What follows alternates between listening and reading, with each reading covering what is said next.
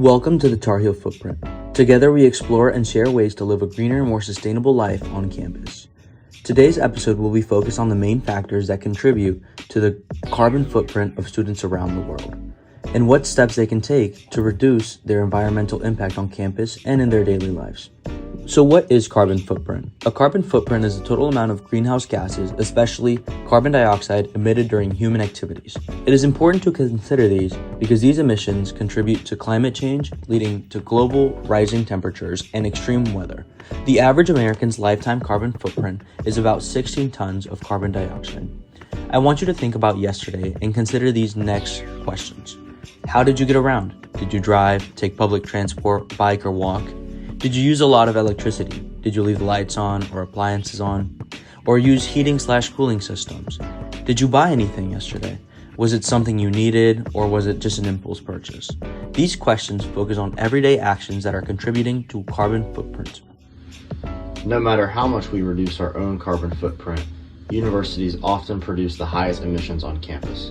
With tens of thousands of students to house and support all over the country, universities rely on high energy functions like heating, cooling, water temperature, food production, and more. These daily necessities need more attention when discussing carbon footprint in college. Sustainability, a journal focused on environmental change, analyzed the University of Talca's carbon emissions in a research and analysis study. While some campus functions didn't show immediate effects, over time, they were recognized as significant. For example, a leaking air conditioner and inefficient light bulbs contributed more emissions than expected and made a large impact on the carbon footprint. Similarly, transportation and heating boilers became major sources of emissions as they accumulated over the years. The idea that everything has to be a personal challenge to clean up the emissions is false. This also shows that not every carbon source is easy to spot. So, what can we do as students? First, advocate for renewable energy sources and encourage the school to tackle campus-wide issues. Instead of only focusing on individual actions, we can push for consistent maintenance checks across campus to ensure systems run efficiently. And since we can't always fix faulty equipment ourselves, it's crucial to report any issues we notice, helping keep the campus in check. Climate change has become a serious threat to humanity and ecosystems on Earth. This is because the rate of resources being used continues to grow, and the Earth may not be able to sustain this. I think it's important to consider future generations that they have enough resources to survive on Earth. So, a way to help reach intended greenhouse gases is by changing our consumption patterns. I think it's first important to understand behaviors. A lot of people take green actions by turning off the lights or turning down the thermostat, but our actions can go beyond this. So I found an article by Science Direct that gave a few options to help with consumption. So this is acquisition, product use, and product end-of-life treatment. So first, for acquisition, consumers have a choice to buy, borrow, or not purchase a product. And I think this can indicate the power of citizens in the supply chain and help reduce the amounts of things that are being made. So if you have something you don't really need, you can just borrow it from a friend or just save your money and not purchase it. Next, for product use, using a product fully will extend its lifetime, which helps consumers save money and resources. And also, repair an object instead of buying a new one. So I think a lot of times it's important for people to finish off the toiletries or the food they have before they buy more, and that'll ultimately benefit the consumer as well.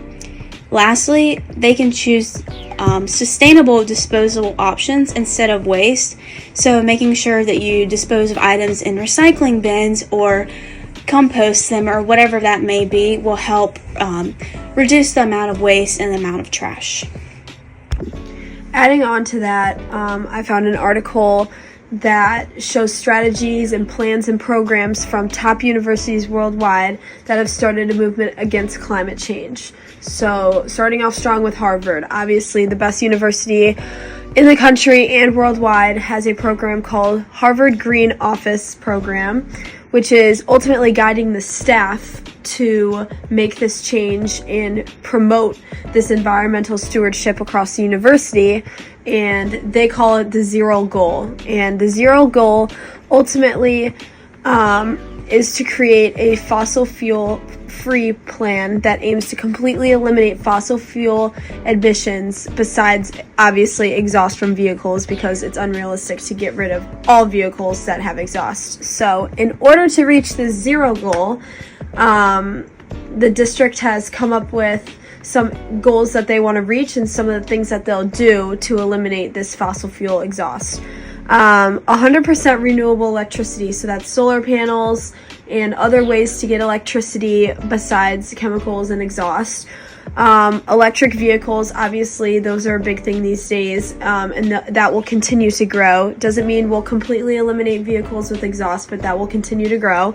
And then zero fossil fuel buildings, so air conditioning and heat that doesn't let off chemicals into the outside world. Yale, obviously, is a very prestigious school. It's one of the top, has a similar goal of zeroing out fossil fuels, but their research group, the Yale Center for Natural Carbon Capture, focuses to reduce in a different way. They take an approach that ultimately has target goals for years to come and at what percentage of zeroing out their fossil fuels they'll be at. So they want to be at zero by 2050 and down to 65% by 2035. So I think that it's important that the country and the world kind of stays on those percentages and that we all go through this together, and it's good to have end goals. By accomplishing this, there are two main ways that they're going to create a clean environment is energy technology, and implement a greenhouse gas emission reduction strategy, which I think will be really effective and really useful, because that will ultimately reduce and get them down to their percentages that they want on campus. For this part of the podcast, we will be having current UNC students answering some questions on carbon footprint. What bad habits could you change in order to live a greener life on campus? I think a really bad habit that I have is not utilizing the bus system. If I have a class that's really far, there's a class I have that's like a 40-minute walk, so I normally just Uber to it. And if I were to schedule it with the bus, I would be saving so much money and resources. What about you? I think people could definitely utilize the bus system. A thing I think I could change is taking shorter showers. I take really long showers, and also leaving on the lights when I'm not in the room and stuff. I think that could help reduce waste. I think I could also do that. I always leave my lamps on and my lights on in my room, and definitely turning those off, or unplugging my TV in my room. I could do that. Mm-hmm. And also I think using reusable dishes and things instead of so much paper products would help reduce waste. Would really help. I think there's a lot of waste on campus, and everything, or small steps that individuals take can make a big impact. Are you aware of your use of expendable resources? I'm definitely aware. I feel like I'd get lazy with my toiletries for sure. When I feel like I'm almost out of shampoo or conditioner, I'll go buy new ones just because I want a fresh bottle or something. Or same thing with toothpaste. I'll open a new one before getting all the toothpaste in my old one out. So I can definitely do a better job of that. But also something that I notice in students around campus is in the dining halls, the amount of food and waste that kids put on the cleaning conveyor belt. And even though it might not be that much to them, for the amount of students that are eating in the dining hall every day, that waste adds up, and it's getting really bad. So that's something that students can do, is be more mindful of how much they can eat and finishing their plates. Yeah, I totally agree. Same here with the toiletries, and I have noticed that around campus as well. One thing that I really struggle with is the use of plastic water bottles. I find myself drinking and then throwing away, and then continuing that process and going to buy more from the store. And I could do a way better job of having a reusable option and filling it up on campus or anywhere, and not having to produce so much trash and waste. Are there any instances where you can remember something on campus being broken? Yeah, recently in my dorm building, the hot water's been broken. So. Really? Yeah. Has that affected your everyday life? For sure, it definitely has. I'm not a cold shower person, and I've had to take cold showers recently, so it's affected my day-to-day life by not being able to have access to warm water, especially when it's 30 degrees outside. That's definitely a little concerning. Yeah. It makes me wonder, how old these like technology systems are in these buildings, and when was the last time they've updated them or fixed them, and what they're going to do to get the hot water back. Yeah, I get that completely. I've been in a handful of classes this year where the AC has been broken or the heat's not working, and that makes me think similarly, as in, how are these systems on campus? Are they too old? Are they still working? And are they contributing to the carbon footprint? For sure.